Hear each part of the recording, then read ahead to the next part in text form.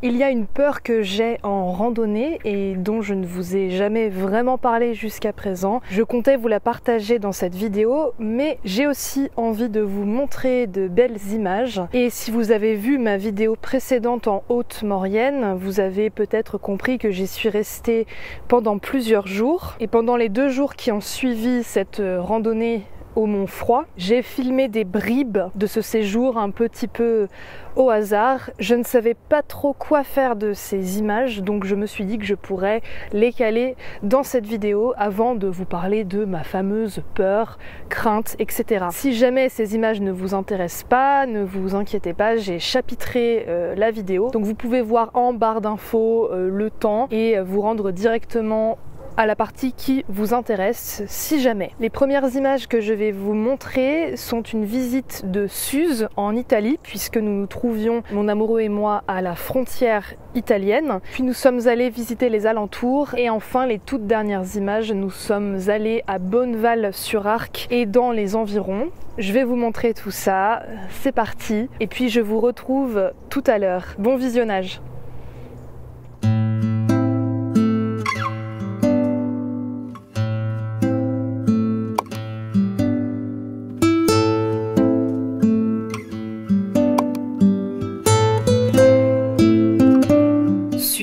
Ou Susa est une commune du Piémont située à une 50aine de kilomètres de Turin.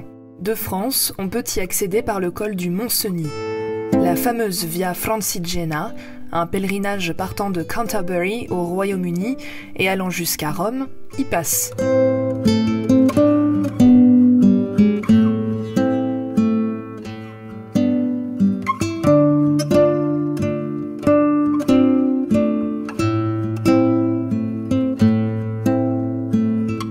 Suse est jolie et agréable, mais le centre historique se visite vite. Nous sommes donc allés parcourir les alentours, en nous rendant d'abord à l'abbaye de Novalesa, fondée en 726, puis en sillonnant de jolies routes de montagne en direction du col du Mont-Cenis.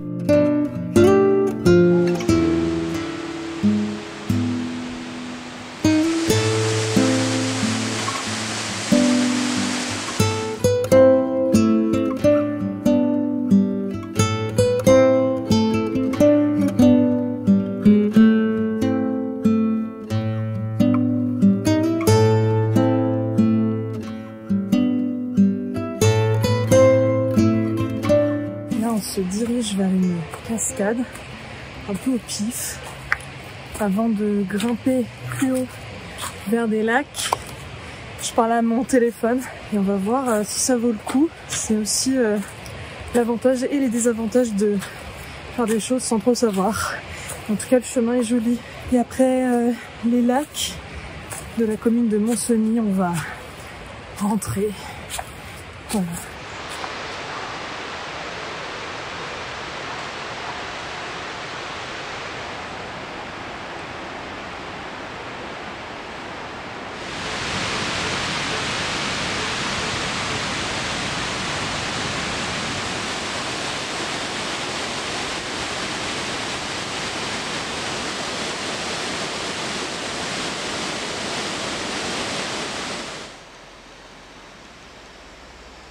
Des gros poissons. Ah oui, il y a des gros poissons.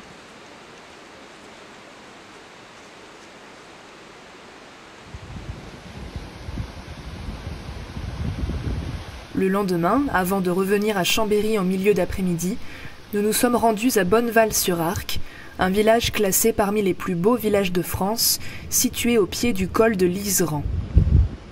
Mais avant de visiter la commune, nous nous sommes rendus sur un site un peu particulier.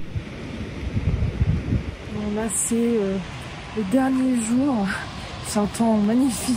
On a quitté le logement dans lequel on était et c'est juste qu'on fait un tour vers Bonneval-sur-Arc qu'on va visiter tout à l'heure. Et puis bon là évidemment on va pas grimper, mais nous sommes actuellement dans un site de bloc, donc on peut pratiquer de l'escalade sur bloc, donc sans corde. On met ce qu'on appelle un crash pad en dessous, donc un gros matelas, un peu comme dans la forêt de Fontainebleau. Et là on est juste en train de visiter pour voir à quoi ça ressemble, et le cadre est magnifique.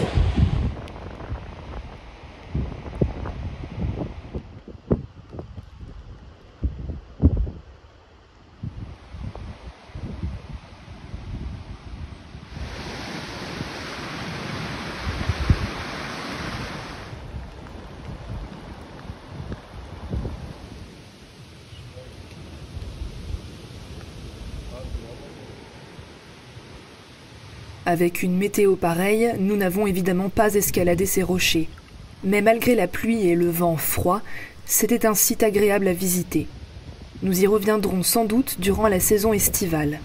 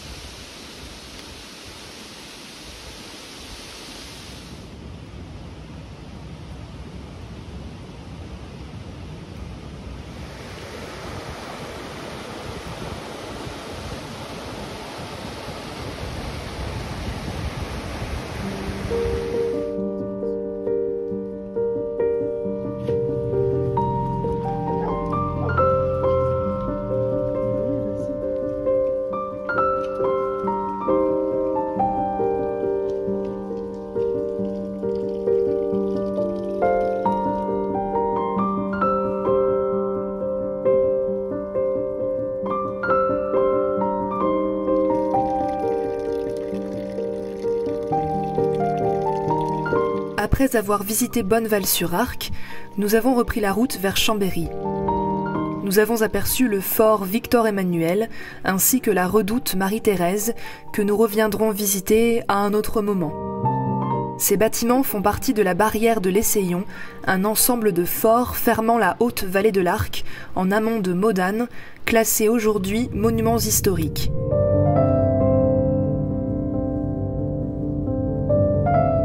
Il reste encore tellement de choses à découvrir, de chemins à parcourir, mais il est maintenant temps de revenir au sujet principal de la vidéo.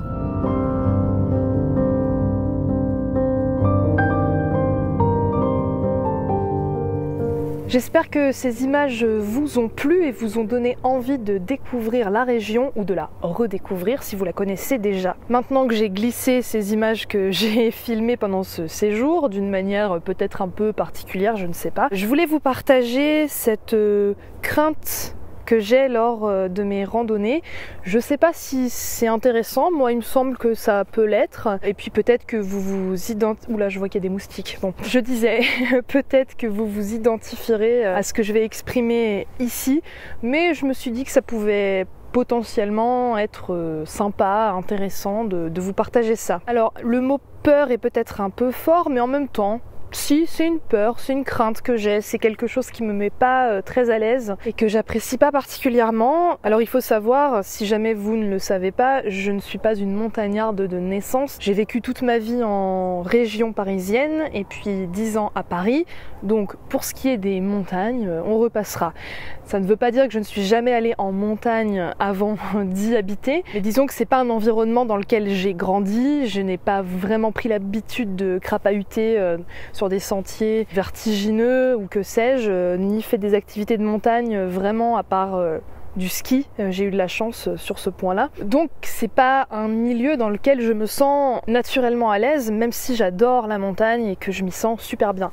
Là où je me sens pas à l'aise, c'est quand je marche sur des sentiers exposés, c'est-à-dire où il y a, comme on dit dans la région, du gaz, donc c'est-à-dire du vide, et où le sentier est quand même plutôt étroit, voire scabreux, c'est-à-dire technique, peut-être glissant, ou peut-être il y a des parties d'escalade, peut-être qu'il faut s'aider de câbles, de main courante, hein, comme on dit, d'échelles ou que sais-je. Je n'ai pas le vertige, c'est-à-dire que je me suis jamais sentie paralysée par la peur du vide. Alors ça peut advenir plus tard, hein, c'est un peu aléatoire, mais en tout cas, je n'ai pas le vertige, ce n'est pas quelque chose que je crains particulièrement. J'aime bien avoir de belles vues, des vues panoramiques. Mais par contre, si je suis très très proche du bord et que c'est vraiment à pic, que je sois assise, debout, immobile ou bien en mouvement, je suis moins à l'aise. C'est quelque chose que je crains un peu, que je peux regarder si jamais je compte me rendre sur un chemin que je ne connais pas, comme ça m'arrive souvent, hein, puisque je vous filme des vidéos où je découvre des chemins avec vous. J'essaye de me renseigner pour voir si le chemin n'est pas trop technique. Parfois ça me dérange pas, mais je suis pas très souvent dans l'humeur de faire quelque chose de technique ces derniers temps.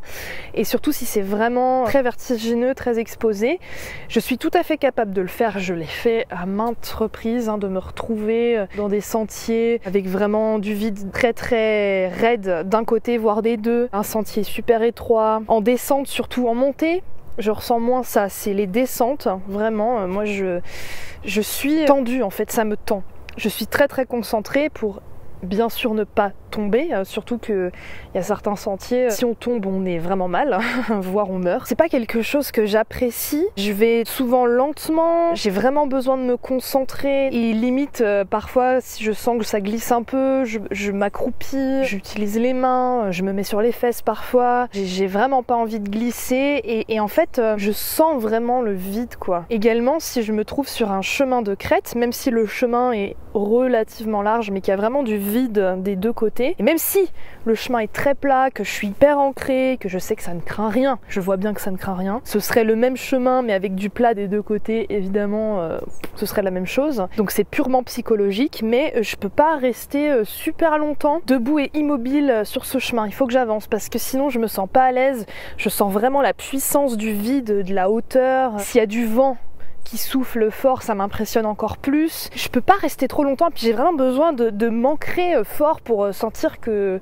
je ne vais pas tomber, alors qu'il y a aucune raison que je tombe, mais j'ai besoin de ça. J'aime pas m'approcher trop près du bord non plus et j'aime pas voir des gens s'approcher trop près du bord, même si ce sont des personnes qui maîtrisent parfaitement leur équilibre et que ça glisse pas, etc. C'est quelque chose que j'aime pas. Je les imagine toujours en train de glisser, de tomber, alors qu'il y a pas de raison en soi, mais c'est quelque chose qui m'impressionne pas mal. Je pourrais pas dire que c'est une peur, mais c'est quelque chose qui me met pas super à l'aise. J'apprécie pas spécialement en fait.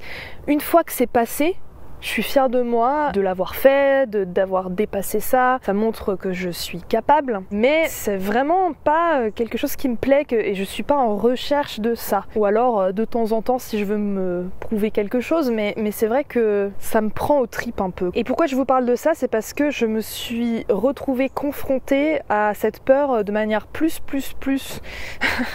récemment. Je me suis mise à l'escalade, alors de manière sporadique, mais quand même. L'escalade en salle, l'escalade de bloc en salle. Donc bloc, si jamais celles et ceux qui ne savent pas, c'est, je sais pas si vous voyez les formations rocheuses à Fontainebleau, qui est un site de bloc hyper réputé, hyper connu, mais en gros on grimpe sans corde et sans être assuré sur des rochers plus ou moins hauts et après on se laisse tomber. Et si on fait ça à l'extérieur, c'est sur un matelas très épais qu'on transporte et qu'on met au pied des rochers, qu'on appelle un crash pad, donc littéralement un tapis où on peut se vautrer, tomber dessus. Et le bloc, ça t'apprend à tomber puisque t'as pas le choix, ou alors tu désescalades, mais parfois c'est pas possible, ou t'as plus de force, etc. Donc ça j'ai pratiqué en salle et j'ai pratiqué un peu l'escalade en falaise. Je me suis retrouvée, alors certes le vide, quand même à pas mal de mètres au-dessus du sol, est impressionnant, mais là ce qui m'a impressionné c'est la puissance de la roche en fait. Je me retrouvais sur cette paroi, alors c'était une voie pas très difficile puisque je débute, mais en falaise les prises c'est à toi de les trouver, c'est pas comme en salle où c'est des personnes qui ont designé des pans d'escalade exprès, tu sens que les prises elles sont créées, elles sont là, elles sont visibles. En falaise faut les trouver, parfois je voyais pas du tout où passer, et puis je sentais cette puissance de la roche contre moi, le fait que si je tombe, je peux me râper, je peux me cogner. Je me suis retrouvée à un niveau dans lequel je m'étais pas retrouvée depuis longtemps, c'est-à-dire avoir vraiment très peur et à pleurer de peur et à dire que j'y arriverais pas, etc. Alors j'ai laissé passer, j'étais pas en panique mais il fallait que je lâche, donc j'ai lâché, ça m'a calmée, j'ai pu continuer la voie, ou certaines fois j'ai dit non là c'est psychologiquement c'est trop compliqué pour moi, je vais redescendre et je me sens épuisée. Mais je me suis retrouvée plusieurs fois dans cette situation, ça faisait très longtemps que ça m'était pas arrivé. Ouais, je me suis retrouvée confrontée à cette vulnérabilité là et c'est pas si facile je trouve parce que j'ai envie d'y arriver. Bon, je me suis un peu foirée, c'est-à-dire que ma caméra a arrêté de filmer puisqu'elle arrête de filmer au bout de 12 minutes. Donc j'ai réappuyé sur play, par contre j'avais arrêté l'enregistrement du son ici. Donc du coup j'ai enregistré la vidéo mais sans le son. Enfin en tout cas il y a le son mais c'est le son de la caméra qui est dégueu et puis comme je suis loin... Bref, donc je recommence. Qu'est-ce que je disais? Ça m'a confrontée à un sentiment de vulnérabilité auquel je ne m'étais pas reconfrontée depuis un bon moment. Ah oui, je vous filme tout ça en marchant parce que la nuit commence à tomber, il faut pas que je traîne trop. Alors je sais plus trop ce que je disais, mais en gros, quand je pars randonner en montagne, là vous l'avez peut-être vu, mais en tout cas je peux vous dire que depuis que j'habite à Chambéry, même si j'en avais fait déjà avant, mais j'ai quand même parcouru quelques sentiers plus ou moins vertigineux, avec pas mal de gaz, des chemins étroits, pas forcément faciles, glissants, etc. Donc je me suis quand même pas mal retrouvée confrontée à des situations où il fallait que je sois très concentrée, et ces moments-là me tendent, je suis vraiment tendue dans tout mon corps. Il y a des personnes, en tout cas c'est l'impression que ça me donne, il y a des personnes, j'ai l'impression qu'elles ressentent beaucoup moins ces choses-là. Moi je suis hyper sensible à l'environnement de manière générale, mais la montagne, la puissance de la roche, des éléments, du vent, de la végétation, du relief et du vide bien sûr, tout ça je le ressens de manière quand même très forte. Et en falaise, alors là, je suis contre la paroi littéralement, donc je ressens ça très fort aussi. Et ça m'impressionne, c'est vraiment quelque chose qui me prend aux tripes et qui me laisse pas du tout indifférente et me fait me sentir pas grand chose. Et je suis pas grand chose d'ailleurs par rapport à cette nature puissante, mais je le ressens vraiment très très fort. Et du coup je suis très en tension, j'essaye de me calmer. Alors je suis pas en train de paniquer, je suis capable de gérer ce que je ressens, mais quand même mon corps entier est en tension et j'ai l'impression qu'il y a des personnes qui sont pas du tout comme ça, voire qui sont en recherche de vide ou de sensations fortes, ce que moi j'ai pas du tout. Je vous partage ça parce que peut-être que certaines d'entre vous, comme je le disais en début de vidéo, se reconnaîtront dans ce que je dis. Et aussi parce que peut-être que oui, on me voit plus ou moins crapahuter dans la montagne depuis pas mal de vidéos maintenant. Mais ça veut pas dire que je me sens forcément tout le temps comme un poisson dans l'eau. Et au contraire, parfois ça me demande un effort conséquent, mais je le fais quand même, je vais au bout. Je suis toujours intriguée par les personnes qui ressentent pas ça du tout, ou très très peu, et je me demande est-ce que le fait d'avoir grandi en montagne par exemple et d'avoir fait pas mal de randonnées, d'escalade, etc. Puisqu'il y a des gens qui grandissent en montagne et qui s'intéressent pas spécialement à ces activités, mais quand on est là-dedans et quand on a appris à crapahuter depuis enfant sur des sentiers relativement exposés, qu'on fait de l'escalade ou autre, est-ce que ces personnes-là finissent par s'habituer au vide, aux éléments, à la force de la nature, et que du coup ils font tout à fait avec et c'est pas quelque chose qui les impressionne plus que ça, ou en tout cas pas tout le temps, ou bien c'est plus une question de sensibilité de base, quelque chose de plus ou moins inné, je sais pas. Et peut-être que moi, à force de pratiquer ce genre de sentier, je finirais par plus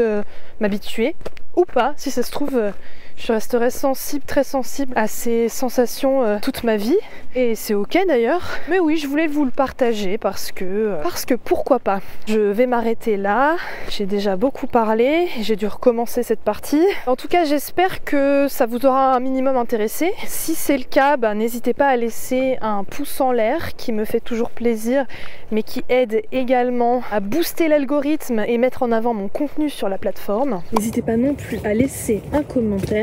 Je me ferai un plaisir de vous lire. Si ce n'est pas encore le cas, n'hésitez pas non plus à vous abonner à ma chaîne.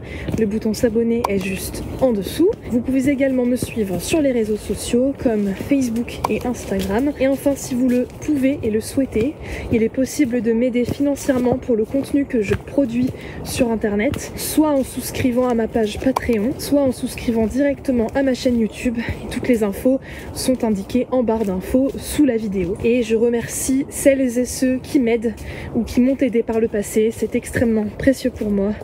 Merci beaucoup. En tout cas, moi j'ai hâte de vous emmener en randonnée dans le coin parce que là il commence à y avoir de très très belles couleurs automnales. Ouais, j'ai très envie de vous montrer tout ça parce que cette saison ici, à mon avis, c'est magnifique. Donc je vais essayer de vous filmer ça pour de prochaines vidéos. Et puis bien entendu, j'espère que vous allez bien, que vous vous portez bien. Et puis quant à moi, je vous dis à bientôt pour une autre vidéo. Ciao!